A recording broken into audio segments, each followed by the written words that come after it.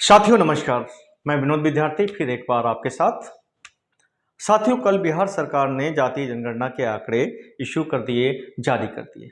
आंकड़े आपके सामने हैं, मैं बता देता हूं, थोड़ा सा हो सकता है दिखने में समस्या हो।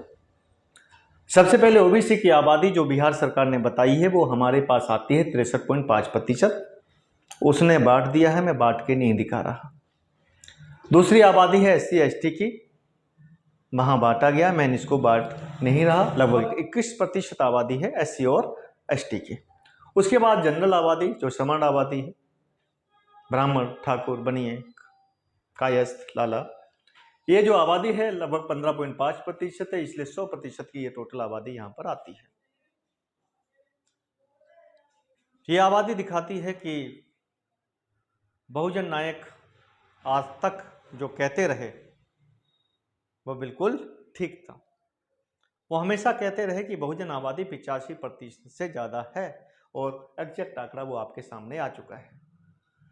और अगर इन सवर्ण आबादी का लगभग आधा हिस्सा और उसके अंदर जोड़ दिया जाए तो वो आबादी 90% से भी ऊपर चली जाती है, क्योंकि आपको पता है कि महिलाएं, जो सवर्ण महिलाएं हैं, वो वास्तव में शूद्र ही हैं।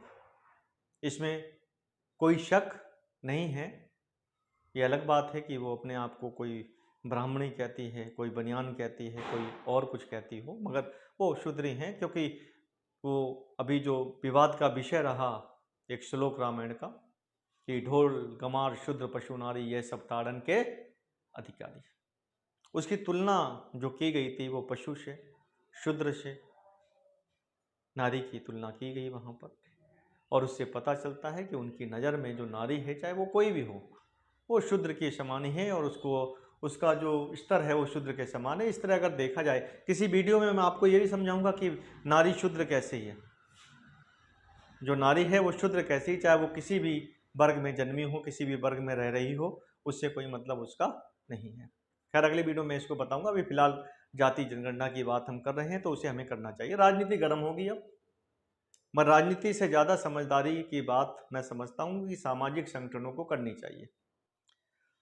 SC ST OBC के जितने भी सामाजिक संगठन हैं, उन सबको आम जनता के बीच में जाकर अपनी बात रखनी चाहिए कि साहब ये है हमारी जातिगत रियलिस्टिक वास्तविकता, और इस वास्तविकता के अनुसार हमारे सब जगह जो हमारी जगह है वो सुरक्षित होनी चाहिए। अब सबसे पहले तो सुरक्षा की बात आती है वहां पर जहां पर अभी तक हम पहुंचे ही नहीं है। कहां नहीं पहुंचे? अगर लिस्ट निकाल दी जाए कैबिनेट सेक्रेटरीज की, लिस्ट निकाल दी जाए सुप्रीम कोर्ट हाई कोर्ट के जजेस की, लिस्ट निकाल दी जाए यूनिवर्सिटीज में कुलपतियों की, लिस्ट निकाल दी जाए चीफ मिनिस्टर्स की, लिस्ट निकाल दी जाए आपके और ऊंचे पदों पर जॉइंट सेक्रेटरीज की, CBI डायरेक्टर्स की, रॉ डायरेक्टर्स की, IB डायरेक्टर्स की, सेमी आर्मेड फोर्सेस के डायरेक्टर्स की। चलिए, सेना में तो कभी आरक्षण था ही नहीं, इसलिए हम उसकी बात नहीं करते। तो जब आप इन सारी लिस्टों को निकालेंगे तो आपको पता चलेगा कि ये 63% आबादी वहां से नदारद है तो इतनी कम है, वो दिखती नहीं है। मगर ये हमेशा एक रोना रोते रहे कि भाई हमारे पास किसी तरह के कोई आंकड़े नहीं है, और अब ये आंकड़े आ चुके हैं। ये आंकड़े आपको बताते हैं कि ये वास्तविकता है, और ये वास्तविकता कामोबश पूरे देश में है। कामोबश नहीं, कमोबश पूरे देश में है।